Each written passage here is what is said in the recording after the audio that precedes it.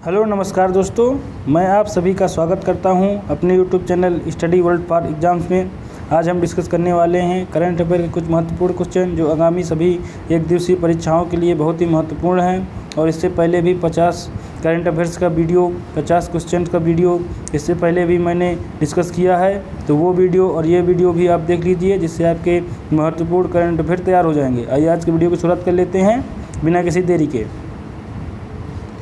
51 number सवाल के साथ, दुनिया भर के किसानों के लिए दुनिया का पहला नैनो यूरिया किसने पेश किया? तो देखिए, दुनिया भर के किसानों के लिए दुनिया का पहला नैनो यूरिया जो है Indian farmers fertilise cooperative limited IFFCO company द्वारा शुरू किया गया है। अगले सवाल की ओर जाते हैं। किस राज्य ने अंकुर योजना की शुरुआत की है? तो देखिए, अंकुर योजना की शुरुआत मध्य प्रदेश सरकार द्वारा की गई है। तो अंकुर योजना की शुरुआत मध्य प्रदेश सरकार द्वारा की गई है। अगले सवाल की ओर जाते हैं। राष्ट्रीय जांच एजेंसी एनआईए के महानिदेशक कौन बने हैं? तो देखिए, राष्ट्रीय जांच एजेंसी एनआईए के नए महानिदेशक बने हैं कुलदीप सिंह बने हैं। अगले सवाल की ओर जाते हैं। राष्ट्रव्यापी युवा योद्धा आंदोलन किसने शुरू किया है? तो राष्ट्रव्यापी जो युवा योद्धा आंदोलन है सीबीएसई द्वारा शुरू किया गया है। अगले सवाल की ओर आ जाते हैं। अंतर्राष्ट्रीय एवरेस्ट दिवस कब मनाया जाता है? तो देखिए, प्रत्येक वर्ष 29 मई को अंतर्राष्ट्रीय एवरेस्ट दिवस मनाया जाता है। तो एवरेस्ट दिवस प्रत्येक वर्ष 29 मई को मनाया जाता है। अगले सवाल की ओर जाते हैं। वर्ल्ड हंगर डे कब मनाया जाता है? तो प्रत्येक वर्ष 28 मई को वर्ल्ड हंगर डे मनाया जाता है। अंतर्राष्ट्रीय एवरेस्ट दिवस 29 मई को, जबकि वर्ल्ड हंगर डे प्रत्येक वर्ष 28 मई को मनाया जाता है। अगले सवाल की ओर जाते हैं। अमेजन के नए सीईओ कौन बने हैं? तो अमेजन के जो अभी तक जो सीईओ थे वो जेफ बेजोस थे, जो कि दुनिया के नंबर 1 अमीर आदमी भी थे। तो वर्तमान समय में जो अमेजन के नए सीईओ बने हैं, तो जेफ बेजोस का स्थान लेकर एंडी जेसी अमेजन के नए सीईओ बनेंगे या बने हैं। अगले सवाल की ओर जाते हैं। संजीवनी परियोजना किसने शुरू की है? तो देखिए, हरियाणा सरकार ने संजीवनी परियोजना शुरू की है। तो संजीवनी पहल या संजीवनी परियोजना की शुरुआत हरियाणा राज्य सरकार ने की है। अगले सवाल की ओर आ जाते हैं। मिशन ऑक्सीजन सेल्फ रिलायंस योजना किसने शुरू की है? तो महाराष्ट्र सरकार ने मिशन ऑक्सीजन सेल्फ रिलायंस योजना शुरू की है। मिशन ऑक्सीजन सेल्फ रिलायंस योजना महाराष्ट्र सरकार की एक योजना है और ये महत्वपूर्ण योजना है। अगले सवाल की ओर आ जाते हैं। मुख्यमंत्री वात्सल्य योजना किसने शुरू की? तो मुख्यमंत्री वात्सल्य योजना जो है उत्तराखंड राज्य सरकार द्वारा शुरू की गई योजना है। मुख्यमंत्री वात्सल्य योजना उत्तराखंड सरकार द्वारा शुरू की गई है। अगले सवाल की ओर आ जाते हैं। केंद्रीय जांच ब्यूरो सीबीआई का निदेशक किसे नियुक्त किया गया है? तो केंद्रीय जांच bureau central bureau of investigation के नए महानिदेशक के रूप में सुबोध जायसवाल को चुना गया है। तो सुबोध जायसवाल सीबीआई के नए निदेशक बने हैं। अगले सवाल की ओर आ जाते हैं। दुनिया का सबसे बड़ा हिमखंड A67, देखिए दुनिया का सबसे बड़ा हिमखंड कौन सा है? A67, ये नाम जरूर याद रख लीजिएगा। हाल ही में किस महाद्वीप से टूटा है? तो दुनिया का सबसे बड़ा जो हिमखंड A67 जिसका नाम है वो अंटार्कटिका महाद्वीप से टूटकर समुद्र में समा गया है। तो ये जरूर याद रख लीजिएगा, महत्वपूर्ण सवाल है, ये बन सकता है। अगले सवाल की ओर जाते हैं। फीफा अंडर 17 महिला विश्व कप 2022 कहाँ आयोजित किया जाएगा? तो देखिए, फीफा अंडर 17 महिला विश्व कप जो है इस वर्ष 2022 में भारत देश में आयोजित किया जाएगा। अपने भारत देश में ही अंडर 17 फीफा महिला विश्व कप 2022 में आयोजित किया जाएगा। तो देखिए, सन भी याद रखिए, 2022 में आयोजित किया जाना है भारत में। अगले सवाल की ओर जाते हैं। अगले सवाल देखिए, अगला सवाल क्या कहता है, देखिए देख लेते हैं, 1 मिनट रुक जाइए। हाँ, तो ये सवाल है कि बलबीर सिंह सीनियर के नाम पर मोहाली इंटरनेशनल हॉकी स्टेडियम का नाम बदलने की घोषणा की गई है। तो देखिए, बलबीर सिंह सीनियर एक महत्वपूर्ण हॉकी खिलाड़ी हैं। तो बलबीर सिंह जो सीनियर हैं उनके नाम पर मोहाली जो क्रिकेट स्टेडियम है वो पंजाब राज्य में अवस्थित है। और मोहाली क्रिकेट स्टेडियम का नाम बदलकर बलबीर सिंह सीनियर के नाम पर रखने की घोषणा पंजाब सरकार ने की है। अगले सवाल की ओर आ जाते हैं।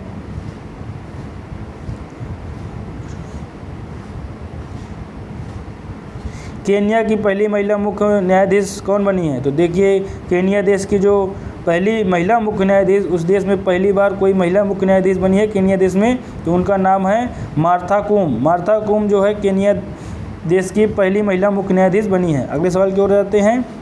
66 नंबर है, 20 मई 2021 को मनाए गए विश्व मधुमक्खी दिवस की थीम क्या थी? तो देखिए, प्रत्येक वर्ष 20 मई को जो है विश्व मधुमक्खी दिवस के रूप में मनाया जाता है, और इस वर्ष 20 मई 2021 को जो मनाया गया विश्व मधुमक्खी दिवस, उसकी जो थीम थी, be engaged build back better for bees. तो देखिए फिर से देख लेते हैं, be engaged build back better for bees 20 मई 2021 को मनाए गए मधुमक्खी दिवस की थीम थी। अगले सवाल की ओर जाते हैं। अगला सवाल क्या कहता है,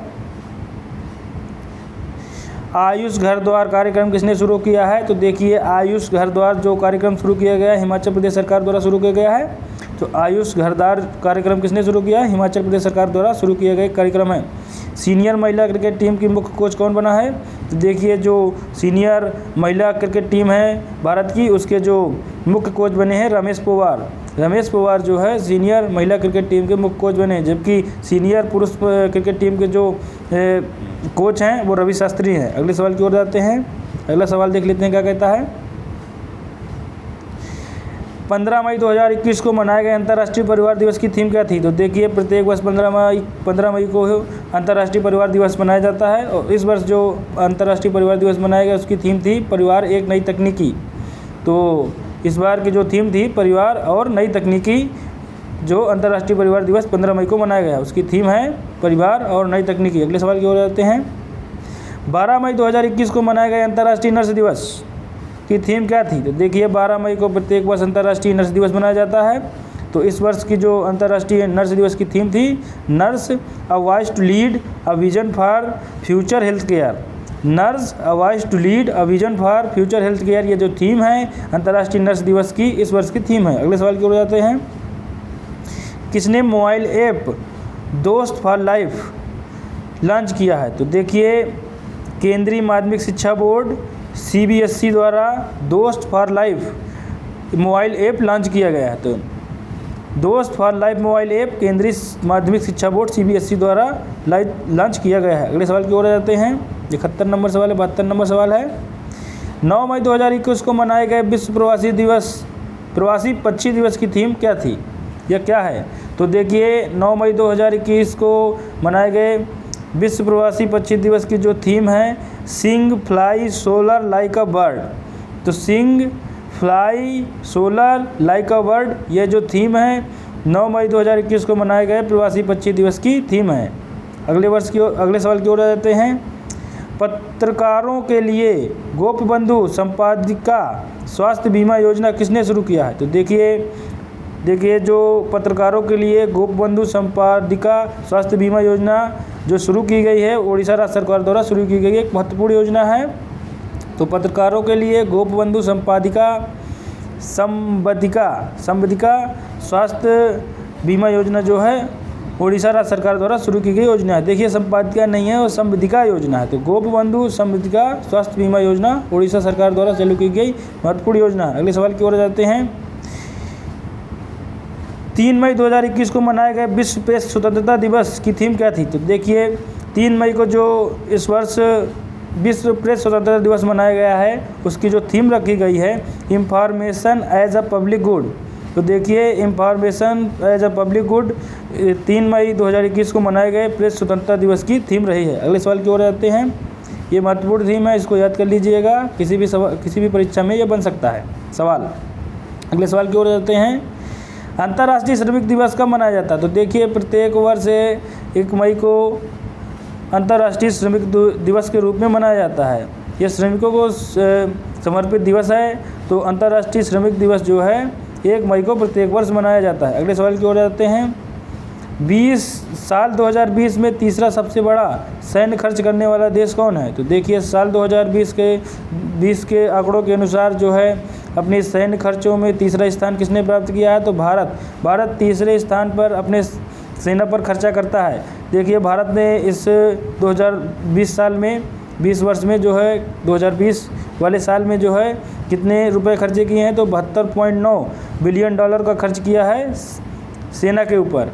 जबकि नंबर 1 में सैन्य खर्च के नाम पे आता है तो संयुक्त राज्य अमेरिका है, और संयुक्त राज्य अमेरिका ने $778 बिलियन जो है अपना सैन्य खर्च किया है 2020 के आंकड़ों के अनुसार। तो तीसरे नंबर पर भारत सैन्य खर्च के मामले पे आता है, जिसने $72.9 बिलियन जो है खर्चा किया है। अगले सवाल की ओर जाते हैं।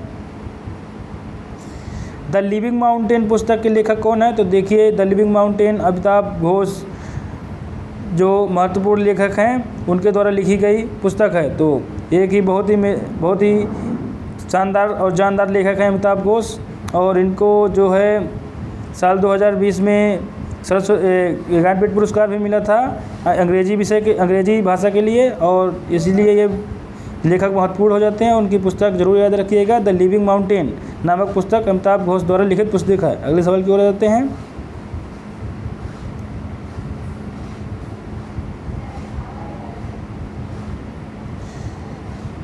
भारत सैन्य अभ्यास वरुण 2021 अरब सागर में किन देशों के बीच आयोजित किया गया? तो देखिए जो वरुण अभ्यास 2021 में आयोजित किया गया है तो वो भारत और फ्रांसीसी सेनाओं के बीच आयोजित किया गया। तो देखिए वरुण, इससे एक सवाल और बन जाता है कि वरुण अभ्यास किन किन देशों की सेनाओं के बीच होता है? तो फ्रांसीसी और भारतीय नौसेनाओं के बीच वरुण अभ्यास होता है। तो वरुण 2021 जो अरब सागर में आयोजित किया गया है, जो भारतीय और फ्रांसीसी नौसेनाओं के बीच आयोजित किया गया युद्धाभ्यास है। अगले सवाल की ओर चलते हैं।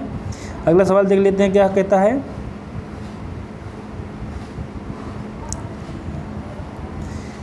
79 नंबर सवाल है, भारत के 48वें मुख्य न्यायाधीश कौन बने? तो देखिए भारत में जो 48वें मुख्य न्यायाधीश बने हैं वो जस्टिस NV रमन्ना बने हैं। इन्होंने 47वें मुख्य न्यायाधीश शरद अरविंद बोबड़े का स्थान लिया है। तो वर्तमान में जो 48वें मुख्य न्यायाधीश बने हैं जस्टिस NV रमन्ना बने हैं। अगले सवाल की ओर जाते हैं। 25 अप्रैल 2021 को मनाए गए विश्व मलेरिया दिवस की थीम क्या थी? तो देखिए 25 अप्रैल को मनाए गए जो विश्व मलेरिया दिवस है उसकी जो थीम थी reaching the zero malaria target. तो देखिए reaching the zero malaria target जो है विश्व मलेरिया दिवस की इस बार की थीम थी। 25 अप्रैल 2021 को विश्व मलेरिया दिवस मनाया गया। अगले सवाल की ओर जाते हैं। अगले सवाल की ओर चलते हैं। अगला सवाल क्या कहता है देख लेते हैं। 81 नंबर सवाल है, 22 अप्रैल 2021 को मनाए गए पृथ्वी दिवस की थीम क्या थी? तो देखिए प्रत्येक वर्ष 22 अप्रैल को पृथ्वी दिवस मनाया जाता है। पृथ्वी दिवस के रूप में 22 अप्रैल को 2021 में मनाया गया है, और रिस्टोर आवर अर्थ जो है इसकी थीम रही। तो रिस्टोर आवर अर्थ 22 अप्रैल 2021 को मनाए गए पृथ्वी दिवस की थीम रही है। अगले सवाल की ओर जाते हैं। माउंट अन्नपूर्णा को फतह करने वाली पहली भारतीय महिला कौन बनी है? तो देखिए माउंट अन्नपूर्णा जो भारत की एक चोटी है, और इसको फतह करने वाली जो पहली भारतीय महिला बनी है वो प्रियंका मोहिते हैं। तो प्रियंका मोहिते ऐसी पहली भारतीय महिला जिन्होंने माउंट अन्नपूर्णा को फतह किया है। अगले सवाल की ओर जाते हैं। और हिमालय में स्थित यह चोटी है, हिमालय पर्वतमाला की ही एक चोटी है माउंट अन्नपूर्णा। अगले सवाल की ओर आ जाते हैं। विश्व प्रेस स्वतंत्रता सूचकांक 2021 में भारत का स्थान। तो विश्व प्रेस स्वतंत्रता सूचकांक 2021 जो इंडेक्स जारी हुआ है, इस इंडेक्स में भारत को 142वां स्थान प्राप्त हुआ है। जबकि नॉर्वे जो देश है, जो नॉर्वे एक नॉर्डिक कंट्री भी कहते हैं, तो नॉर्वे जो देश है उसको प्रथम स्थान प्राप्त हुआ है। तो विश्व प्रेस स्वतंत्रता सूचकांक 2021 के अनुसार भारत 142वें स्थान पे है। अगले सवाल की ओर आ जाते हैं।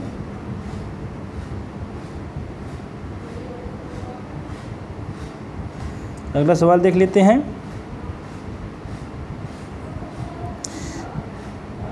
हेनले पासपोर्ट इंडेक्स 2021 के अनुसार विश्व का सबसे शक्तिशाली पासपोर्ट किस देश का है? तो देखिए हेनले पासपोर्ट इंडेक्स 2021 में जारी किया गया है, और विश्व में जो सबसे शक्तिशाली पासपोर्ट जो है वो जापान देश का है, और भारत को इस इंडेक्स में 84वें स्थान का सबसे शक्तिशाली पासपोर्ट होने का दर्जा प्राप्त हुआ है। तो भारत इस इंडेक्स में 84वें स्थान पे, जबकि प्रथम स्थान पे जो सबसे शक्तिशाली पासपोर्ट है जापान देश का है। अगले सवाल की ओर आ जाते हैं। अगला सवाल देख लेते हैं क्या कहता है। हाल ही में किसने अफगानिस्तान के पूर्ण सैन्य वापसी की घोषणा की है? तो देखिए अफगानिस्तान देश से जो पूर्ण सैन्य वापसी की घोषणा की है अमेरिका राष्ट्रपति जो बिडेन ने की है। तो अमेरिका की जो सेना अफगानिस्तान में तैनात थी उसको शांतिपूर्ण माहौल को देखते हुए अफ़गानिस्तान से अपनी जो सेना है वापस करने का निर्णय लिया है। और आप वर्तमान में देखें तो जैसे ही अमेरिकी सेना वहाँ से वापस आई है, तालिबानियों ने अफ़गानिस्तान में कब्जा कर लिया है। अगले सवाल की ओर आते हैं। हाल ही में किस देश ने लक्सर का खोया हुआ सोने का शहर खोजा गया? तो देखिए हाल ही में किस देश में, देखिए हाल ही में जो मिस्र देश है उसमें लक्सर का खोया हुआ सोने का शहर खोजा गया। तो जो मिस्र देश है उसमें लक्सर का खोया हुआ सोने का शहर खोजा गया है हाल ही में। अगले सवाल की ओर आ जाते हैं। नाडा के महानिदेशक कौन बने हैं? तो नाडा के जो महानिदेशक बने हैं सिद्धार्थ लोंगजाम। नाडा नेशनल एंटी डोपिंग एजेंसी, नाडा के जो वर्तमान में नए महानिदेशक बने हैं सिद्धार्थ लोंगजाम बने हैं। और इनका नाम याद रख लीजिएगा, किसी भी परीक्षा में बन सकता है। अगले सवाल की ओर आ जाते हैं। भारत का 24वां मुख्य चुनाव आयुक्त CEC कौन बना है? तो देखिए चीफ इलेक्शन कमिश्नर जो बने हैं, तो नए जो चीफ इलेक्शन कमिश्नर बने हैं 24वें नंबर के हैं और उनका नाम है सुशील चंद्रा जो है भारत के 24वें मुख्य चुनाव आयुक्त बने हैं। इन्होंने सुनील अरोड़ा का स्थान लिया है। अगले सवाल की ओर आ जाते हैं। 88 नंबर सवाल हो गया। अब 89 नंबर सवाल की ओर आते हैं। किसने अभिनेता सोनू सूद को राज्य का कोविड वैक्सीन एडमिनिस्टर बनाया है? तो देखिए पंजाब राज्य सरकार द्वारा अभिनेता सोनू सूद को राज्य का कोविड वैक्सीनेशन एडमिनिस्टर बनाया गया है। तो पंजाब राज्य द्वारा राज्य का Covid vaccination administer Sonu Sood अभिनेता को बनाया गया है। अगले सवाल की ओर आ जाते हैं। दुनिया का सबसे ऊंचा रेलवे आर्क ब्रिज कहाँ बना है? तो देखिए दुनिया का सबसे ऊंचा रेलवे आर्क ब्रिज है वो जम्मू कश्मीर राज्य में बना है और यह चिनाब नदी पे बना हुआ पुल है। और रेलवे आर्क ब्रिज जितने भी आज तक बने हैं दुनिया में उसे सबसे ऊंचा आर्क ब्रिज है और ये भी एक रेलवे आर्क ब्रिज है जो जम्मू कश्मीर राज्य में बना हुआ। अगले सवाल की ओर आ जाते हैं। 7 अप्रैल 2021 को मनाए गए विश्व स्वास्थ्य दिवस की थीम क्या थी? तो देखिए 7 अप्रैल को प्रत्येक वर्ष विश्व स्वास्थ्य दिवस के रूप में मनाया जाता है। तो इस वर्ष की जो थीम थी 7 अप्रैल 2021 को विश्व स्वास्थ्य दिवस की, सभी के लिए एक स्वच्छ स्वास्थ्य दुनिया का निर्माण। तो देखिए सभी के लिए एक स्वस्थ दुनिया का निर्माण जो है विश्व स्वास्थ्य दिवस की इस साल की थीम रही है। अगले सवाल की ओर आ जाते हैं।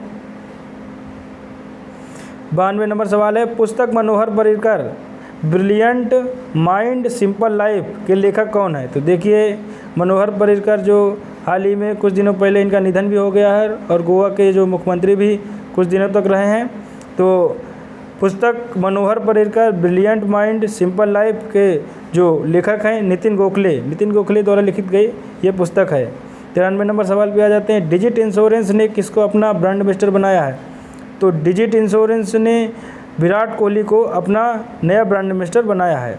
तो डिजिट इंश्योरेंस के नए ब्रांड एम्बेसडर विराट कोहली बने हैं। 94 नंबर सवाल पे आ जाते हैं। भारत का सबसे बड़ा फ्लोटिंग सोलर पावर प्लांट कहाँ स्थापित किया गया है? तो देखिए भारत का सबसे बड़ा जो फ्लोटिंग सोलर पावर प्लांट है वो तेलंगाना राज्य में स्थापित किया गया है। तो ये महत्वपूर्ण सवाल है, इसको फिर से एक बार देख लेते हैं। फ्लोटिंग सोलर पावर प्लांट जो भारत का सबसे बड़ा है और ये तेलंगाना राज्य में स्थापित किया गया है। अगले सवाल की ओर आ जाते हैं। 95 नंबर सवाल है जो कि सभी को मुफ्त स्वास्थ्य बीमा प्रदान करने वाला पहला राज्य कौन बना? तो देखिए सभी को मुफ्त में स्वास्थ्य बीमा प्रदान करने वाला जो पहला राज्य बना है राजस्थान राज्य बना। राजस्थान राज्य सरकार द्वारा सभी को मुफ्त स्वास्थ्य बीमा योजना के द्वारा लाभ प्रदान किया गया है। अगले सवाल की ओर जाते हैं।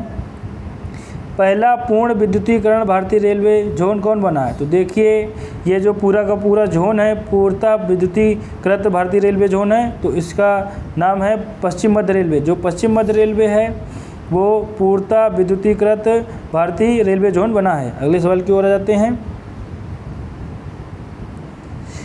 97 नंबर है। जेंडर गैप सूचकांक 2021 में भारत को कौन सा स्थान मिला है? तो देखिए जेंडर गैप सूचकांक 2021 में जारी किया गया है और इसमें जो भारत 140वें स्थान पे आता है। तो देखिए फिर से देख लेते हैं। जेंडर गैप सूचकांक 2021 में भारत को 140वां स्थान मिला है। अगले सवाल की ओर जाते हैं। जेंडर गैप सूचकांक 2021 में भारत को कौन से स्थान पे? तो देखिए फिर से वही सवाल है, तो 140वें स्थान पे है। और यहाँ पर एक नया सवाल ये बन जाता है कि जेंडर गैप सूचकांक 2021 में पहले स्थान पर कौन है? तो आइसलैंड देश है। तो भारत का स्थान 140वां है, जबकि जेंडर गैप सूचकांक 2021 में आइसलैंड का स्थान प्रथम है। 99 नंबर सवाल पे आ जाते हैं, कर्मचारी राज्य बीमा निगम के महानिदेशक कौन बने हैं? तो देखिए कर्मचारी राज्य बीमा निगम के जो महानिदेशक बने हैं मुखमीत एस भाटिया जो हैं राज्य कर्मचारी बीमा निगम के नए महानिदेशक बने हैं। अगले सवाल की ओर आ जाते हैं और 100 नंबर सवाल है और आपका आखिरी सवाल है। 100 नंबर सवाल है, 2 अप्रैल 2021 को मनाए गए अंतर्राष्ट्रीय बाल पुस्तक दिवस की थीम क्या थी? तो देखिए 2 अप्रैल 2021 को अंतर्राष्ट्रीय बाल पुस्तक दिवस के रूप में मनाया गया और इसकी जो थीम थी द म्यूजिक ऑफ वर्ड्स जो है अंतर्राष्ट्रीय बाल पुस्तक दिवस की थीम थी, जो कि 2 अप्रैल 2021 को मनाया गया। आज का मेरा वीडियो आप लोगों को कैसा लगा कमेंट बॉक्स में कमेंट करके बताएं।